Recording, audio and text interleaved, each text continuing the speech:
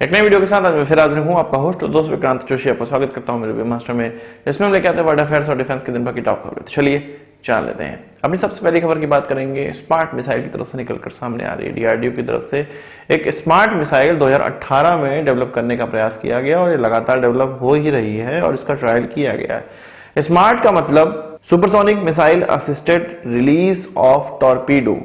नाम से ही पता चल रहा है कि सुपरसोनिक मिसाइल में एक टॉर्पीडो लगाकर भेजा जाएगा दुश्मन की तरफ और इस सुपरसोनिक मिसाइल से निकलेगी एक टॉर्पीडो जो कि दुश्मन के शिप या सबमरीन पर अटैक करेगी।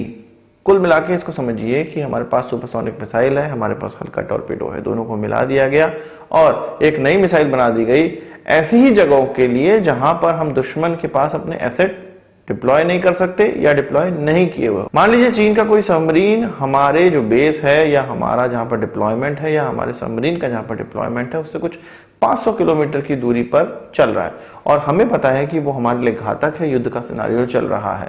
तो यहीं से हम लोग अपनी सुपरसोनिक क्रूज मिसाइल का इस्तेमाल करते हुए टॉर्पीडो को भेज देंगे उसके नजदीक, कुछ 20 किलोमीटर, 15 किलोमीटर या 40 किलोमीटर के लगभग में, और हमारे पास जो लाइट टॉर्पीडोज हैं उसको इस मिसाइल से पैरासूट के माध्यम से लॉन्च कर दिया जाएगा। अब ये पैरासूट से टॉर्पीडो समंदर के अंदर पहुंचेगा और जो उस पर टारगेट दिया गया है उसको नष्ट करने का प्रयास करेगा। टॉर्पीडो की जो स्पीड है वो स्लो होती है और ये ज्यादा मारक क्षमता वाली भारत के पास नहीं है, कुछ 30, 40, 50 किलोमीटर की मारक क्षमता वाली है। ऐसे में दुश्मन इसको डिटेक्ट कर सकता है, नष्ट कर सकता है अगर ये बहुत ज्यादा दूरी से भेजी जाए। पर जब ये सुपरसोनिक मिसाइल के साथ आती है तो ये सुपरसोनिक मिसाइल समंदर के सतह के बहुत नजदीक से उड़ती हुई रडार की डिटेक्शन से बचती हुई टॉर्पीडो को ऐसी जगह लॉन्च कर देती है जहां से इसको मार पाना, इसको डिटेक्ट कर पाना या इसका विरोध कर पाना दुश्मन के लिए थोड़ा मुश्किल हो जाएगा। इसी के लिए ये स्मार्ट मिसाइल बनाई गई है। आपको इस पर क्या कहना है कमेंट बॉक्स में जरूर बताइएगा। बात कर लेते हैं भारत के प्रोजेक्ट 75I की, जिसमें कि 2 कंपनियों को चुन लिया गया था। इसमें नवंतिया का S80+ सबमरीन है और दूसरा टाइसन ग्रुप का जर्मन सबमरीन है। यहां पर जो नवंतिया कंपनी का या स्पेनिश सबमरीन जो है S80+, उसकी संभावनाएं अभी शुरुआत से ही थोड़ी कम लगने लगी हैं, क्योंकि इंडियन नेवी के ऑफिशियल्स के दिमाग में एक दिक्कत बैठ गई है या एक दिक्कत नजर आई है हमारे ऑफिशियल्स को कि ये जो सबमरीन है इसमें बहुत ही ज्यादा मात्रा में अमेरिकन चीजें लगी हुई हैं, अमेरिकन कंपोनेंट लगे हुए हैं और बहुत महत्वपूर्ण चीजों में ये कंपोनेंट लगे हुए हैं, जैसे कि सोनार्स में। इस सबमरीन में जो सिलेंड्रिकल एरे सोनार सिस्टम है जो कि अंडर वाटर ऑपरेशन के लिए बहुत ज्यादा आवश्यक होता है, वो लॉकहीड मार्टिन का है। इसके अलावा फ्लैंक एरे सोनार या पैसिव रेंजिंग सोनार या माइन एंड ऑब्स्टिकल डिटेक्शन वाले सोनार, ये 3-4 प्रकार के जो सोनार हैं वो सभी लॉकहीड मार्टिन के लगे हुए हैं और ये सबमरीन के लिए बहुत ही ज्यादा महत्वपूर्ण चीज होती है। सोनार बहुत ही महत्वपूर्ण चीज होती है। अब इंडियन नेवी को दिक्कत ये है कि जब ये सोनार अमेरिकन कंपनी का है, लॉकहीड मार्टिन का है, तो इसकी टेक्नोलॉजी भी लॉकहीड मार्टिन के पास होगी।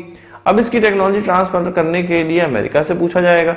अमेरिका अगर मना कर देता है तो भारत को उसकी टेक्नोलॉजी नहीं मिल पाएगी या भारत के अंदर ये नहीं बन पाएगा। अब ऐसे सबमरीन को लेने के लिए जिसमें कि हमें टेक्नोलॉजी ट्रांसफर हमें आवश्यक है, अब इस प्रकार के सबमरीन को कोई व्यक्ति क्यों चुनेगा जिसमें कि थर्ड पार्टी कंपोनेंट, इतनी महत्वपूर्ण कंपोनेंट इतनी ज्यादा संख्या में लगे हुए हैं, जो कि थर्ड पार्टी से हमें डील करना पड़ेगा और थर्ड पार्टी से हमें ये पूछना पड़ेगा कि भाई तुम इसकी टेक्नोलॉजी दे रहे हो कि नहीं दे रहे हो। इसमें थोड़ा संशय इंडियन नेवी के मन में बन गया है। हम जानते हैं कि हमारे पास जो हथियार हैं वो मैक्सिमम रशियन ओरिजिन के हैं या हमारे घर के बनाए हुए हैं। अब भारतीय नेवी को ये भी प्रॉब्लम है कि सबमरीन ले रहे हैं हम लोग, स्पेनिश सबमरीन, और जब इसमें हथियार इंटीग्रेट करना होगा तो हम अमेरिका से जाकर पूछेंगे कि भाई इसमें हथियार लग सकता है कि नहीं लग सकता है, या हम बोलेंगे कि भाई हथियार हमें लगाना है, इसमें चीजें सही कर दो। तो यहाँ पर स्पेनिश कंपनी और अमेरिकन कंपनी के बीच में जो कार्य का बंटवारा है या जो टेक्नोलॉजी ट्रांसफर का मामला है वो बीच में आ सकता है। इसीलिए इंडियन नेवी इससे बचने का प्रयास कर रही है और आगे चल के नवंतिया से ये थोड़ा सा बातचीत होगी कि ये सब चीजों को कैसे दूर करोगे। मतलब अभी बेसिक प्रॉब्लम यही निकलकर सामने आई है। हो सकता है इसको भविष्य में दूर कर लिया जाए और स्पेनिश सबमरीन को चुना भी जाए, क्योंकि स्पेनिश सबमरीन जर्मन सबमरीन से सस्ती होगी। पर वही बात करें अगर कंपोनेंट की, तो स्पेनिश सबमरीन में खुद के उनके इंडिजिनस कंपोनेंट बहुत कम है, अमेरिकन ज्यादा निकल कर सामने आ रहे। इफ आपको कुछ पता हो इसके बारे में तो कमेंट बॉक्स में जरूर इसकी चर्चा करते हैं हम लोग। बात कर लेते हैं पाकिस्तान की, और स्पेस एक्सप्लोरेशन में पाकिस्तान अपना हाथ आजमाना स्टार्ट कर दिया है। भले ही चाइना की दी हुई छड़ी से ही वो चलने का प्रयास कर रहा है, पर चलने का प्रयास कर रहा है। पाकिस्तान के लिए विमान से लेके एक छोटे डायपर तक की अगर बात करें तो सारी चीजों में जिन भी टेक्नोलॉजी का इस्तेमाल होता है वो चीन से उनको मिलती है। अब स्पेस एक्सप्लोरेशन में भी टेक्नोलॉजी चीन से मिली है, या इनफैक्ट आप कह लीजिए कि चीन के द्वारा बनाए गए सैटेलाइट को ही पाकिस्तान अपना सैटेलाइट कह के अंतरिक्ष में भेजने जा रहा है, वो भी चीन के रॉकेट के साथ, वो भी चीन के मिशन के साथ। असल में चेंग 6 चीन के द्वारा लॉन्च किया जाना है, जो कि शायद कल लॉन्च हो जाएगा, और चंद्रमा की सतह साउथ पोल पर यह उतरेगा, वहां से कुछ कंकड़ पत्थर या रॉक या मिट्टी लेकर वापस चीन आना है इस मिशन में। इसी में लद गया है पाकिस्तान, या कहें कि चीन ने कहा है कि भाई तुम अपना भी एक छोटा जूते के डिब्बे का बराबर का एक सैटेलाइट अपना लॉन्च कर दो। सैटेलाइट लॉन्च करने का मतलब ये नहीं है कि बहुत ज्यादा कम्युनिकेशन और बहुत बड़ी बड़ी चीजें इससे होगी। असल में ICubeQ पाकिस्तान की इंस्टीट्यूट ऑफ स्पेस टेक्नोलॉजी और सुपार्को और संघाई की यूनिवर्सिटी, इन तीनों संस्थाओं के द्वारा मिलकर बनाया गया है। ये एक छोटा सैटेलाइट है जिसमें कि अलग अलग प्रकार के कैमरे लगे होंगे, हाई रेजोल्यूशन कैमरे लगे होंगे, और ये चंद्रमा की समय समय पर फोटो खींचता रहेगा, चंद्रमा के आसपास ये घूमता रहेगा। चेंग 6 के साथ इसको भेजा जा रहा है, तो ये क्लियर सी बात है कि चंद्रमा तक तो पहुंचेगा और वहां पर ये ऑर्बिट करना स्टार्ट कर देगा। पाकिस्तानी इससे बहुत खुश हैं, पाकिस्तानी इसको विश्व में अपना डंका बजाते हुए बता रहे हैं, और वो ये कह रहे हैं कि साउथ एशिया का दूसरा ऐसा देश पाकिस्तान बन गया है जो कि मून पर अपना मिशन लॉन्च किया हो। अब मुझे ये बताइए कि क्या वो ये मिशन लॉन्च कर रहे हैं?